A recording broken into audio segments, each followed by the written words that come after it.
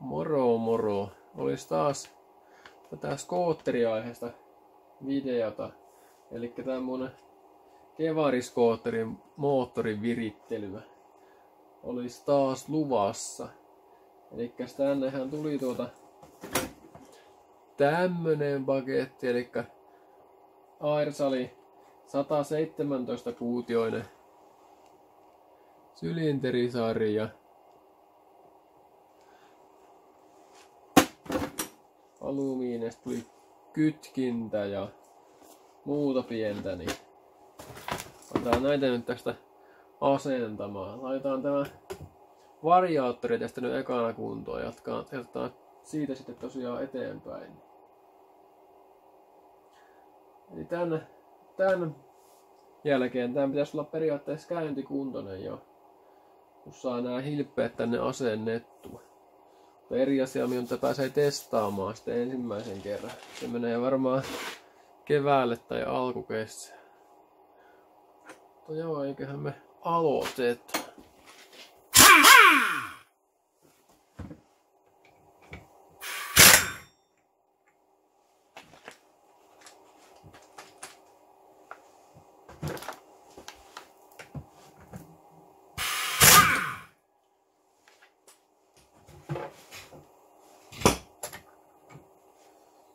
Elikkäs tänne etuvariaattoriin tuli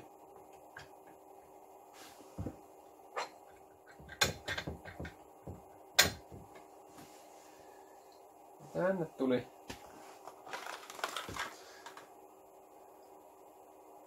tänne rullakupi vastakappaleeseen, eli rullapidi vai mikä tää on, niin tuli uudet tämmöiset liukupalakut no oli nuo vanhat niin kuluneet, niin ajattelin, että laitetaan suoraan uudet nyt. Tää oli muuten kumminkin ihan hyväkuntoinen tämä variaattori. Nyt siellä on uudet ja tässä sopia hyvinkin.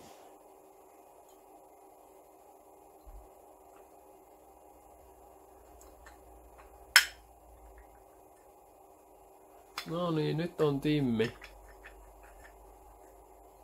Ei heilu enää yhtään tämä. Elikkä tämä nyt on valmis, tämä etuvariaattori.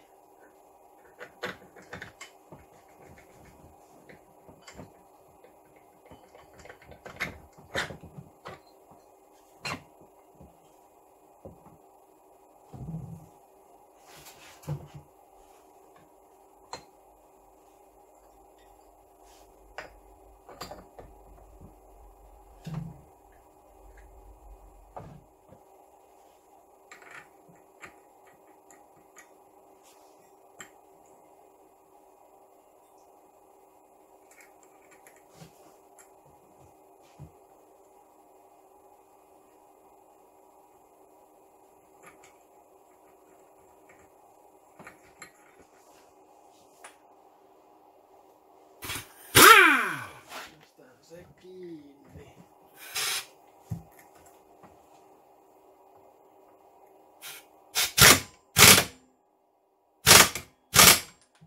Noin. Sitten me vaihdetaan tänne takavariaattoriin tosiaan tämä kytki. Elikkäs tuli tämmönen 101 oktane, tämän merkkinen säädettävä kytkin tänne.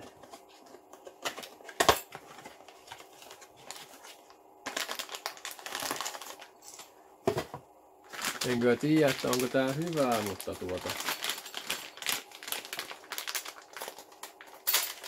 mä veikkaan, että tää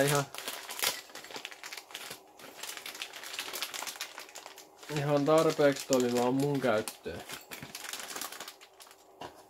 Ja täällähän tuli tosiaan tämmöset jäykemmät jousetkin vielä mukana, että nekin voi vaihtaa. Ja täällä on säätö tässä.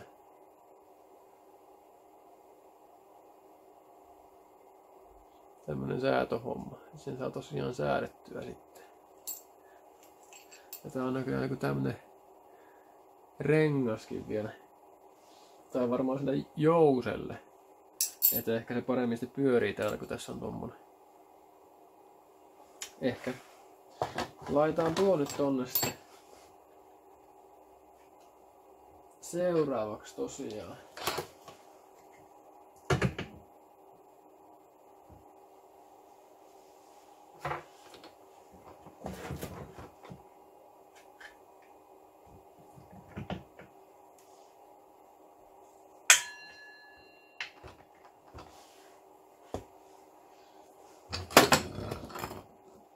Mä irrotan tää. Tuossa on tommonen aika iso tuo mutteri, niin mä irrotan se ihan vaan jakarilla. Jakarilla vaan. Tähän mosauttaa vaan pikkusen vasaralla, niin se lähtee. Tää viilapenkkiin vaan tämä. Sitten vääntää tällä ja lyö tähän vasaralla, niin tämä kyllä irtoaa hyvin tästä tuo mutteri.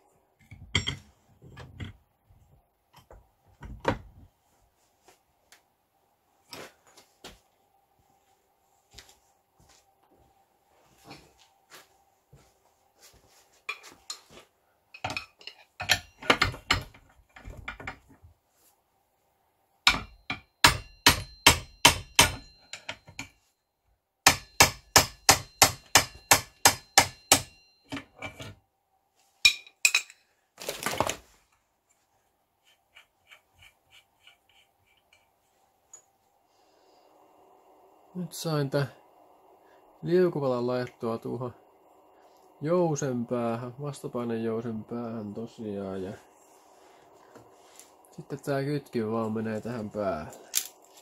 Se pitää vaan puristaa sitä jollakin, että tän saa kasaan, kun tää on tosi jäykkä tämä. Ja kyllähän nyt justiin saa niinku sormilla painettua, mutta tää on oikeesti tosi jäykkä.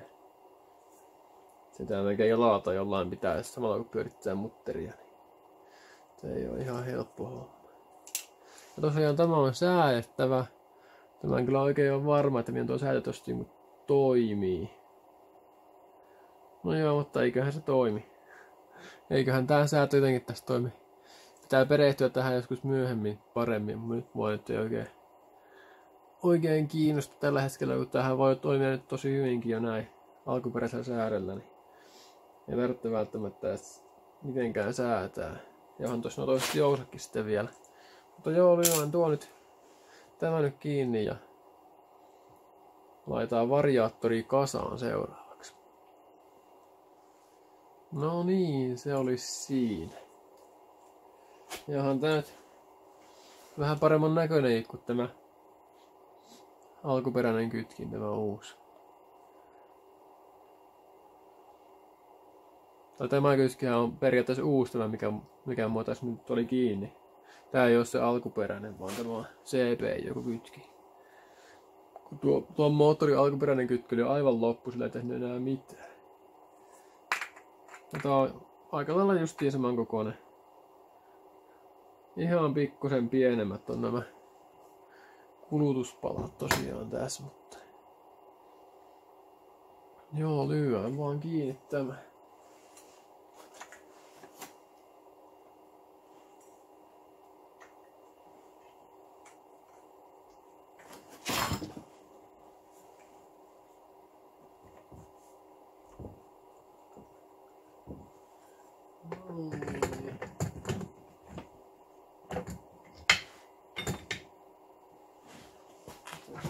Mä tuli tänne tämmönen patenttiprikka tosiaan. Tuli tuonne väliin. Koska mulla tässä on tuo overrange takalautanen. Sen takia oli pakko laittaa. Sitten tuo tosta.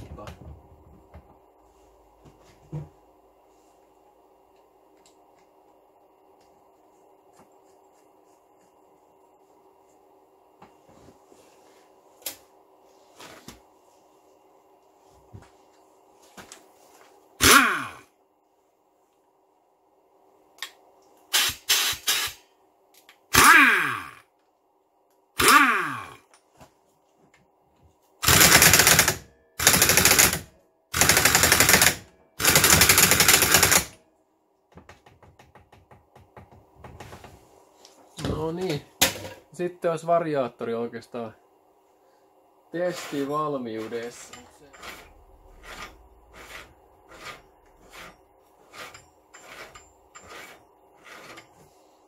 Ei muuta kuin koppa kiinni.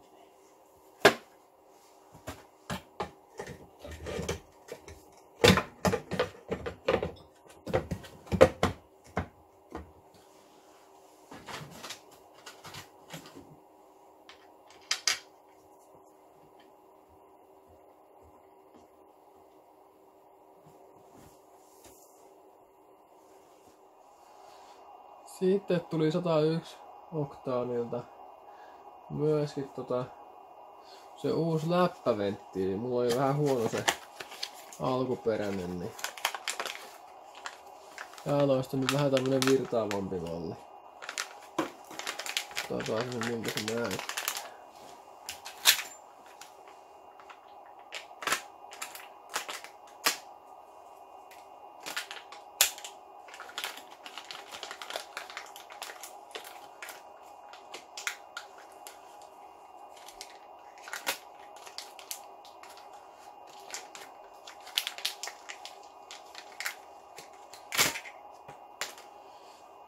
Se olisi tämmönen.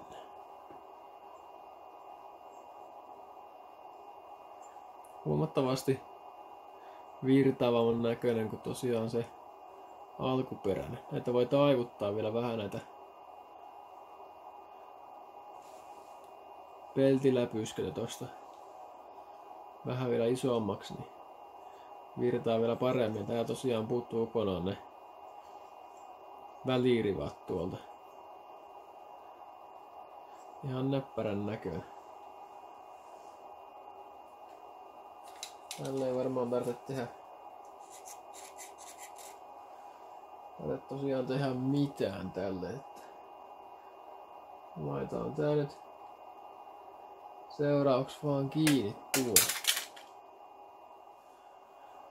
Mä tutkinkin tätä vähän nyt tarkemmin. Niin täällähän on tommoset järkyttävän kokoiset pykälät. Näkyy tuolla sisällä. Mä en tiedä näkyykö, nyt tarkentaako tää yhtään oikein tämä. Mutta siellä tosiaan aika pahat pykälät tosiaan tuolla sisällä. Otan nuon remeillä tosta pois seuraavaksi, niin päästään jatkamaan tätä. Tossa näkyy tuo pykälä tossa tommonen. Ja se tuntuu oikein pahasti jo sormeenkin tommonen, että niin morataan tosta, otan nuo tosta pois vielä, niin sitten päästään jatkamaan.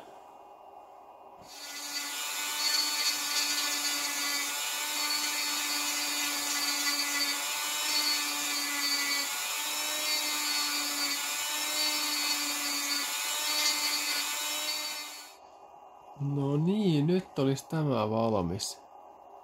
Siinä olikin yllättävän kova homma.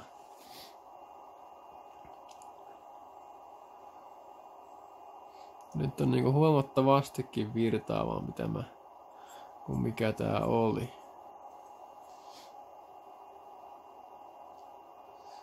Sitten vaihdetaan tämä nyt tuonne seuraavaksi.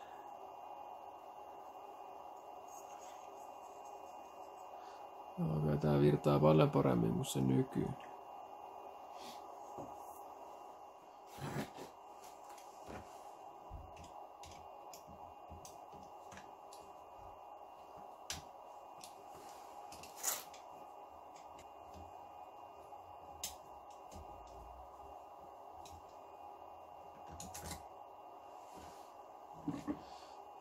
Näin. Sitten pitäisi tänne vaihtaa vaan tämä.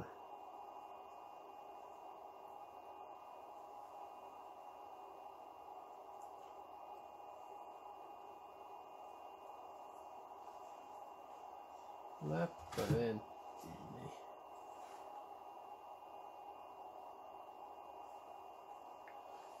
Tää näyttää paljon paremmalta.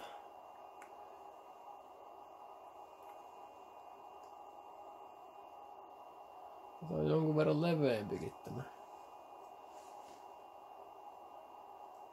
Miten näkeekö sitä?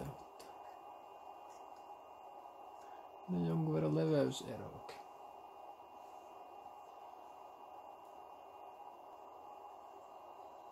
Joo, on tää huomattavasti parempi tää uusi.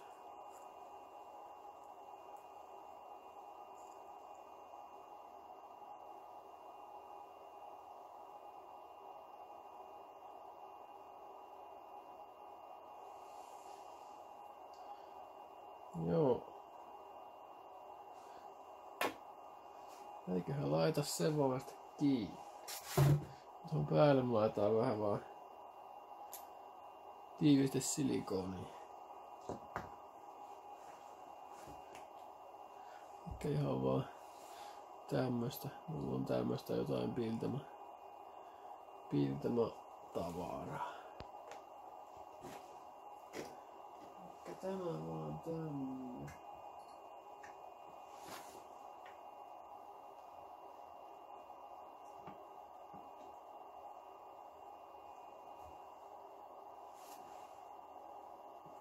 Se meni hyvin. Sitten laitan tänne vähän tätä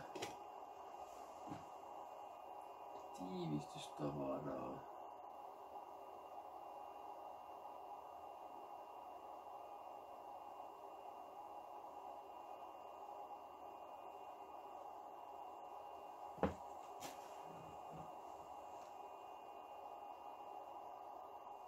Sitten vaan lyödään tämä takaisin kiinni.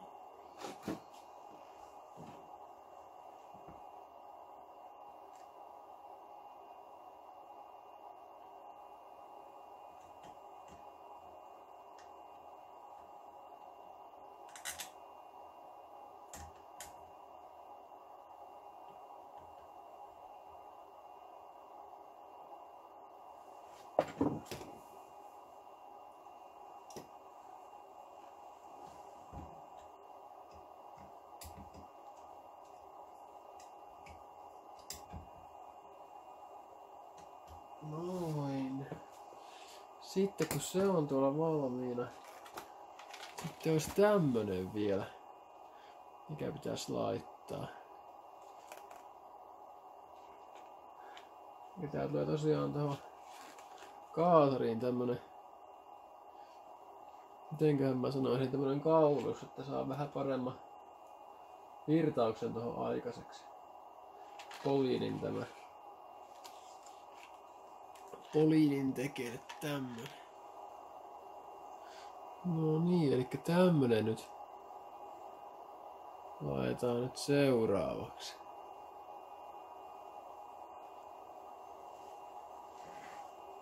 Niin se tulee vaan tähän käytännössä vaan noin. Se ei oo turhan monimutkainen asentaa tätä.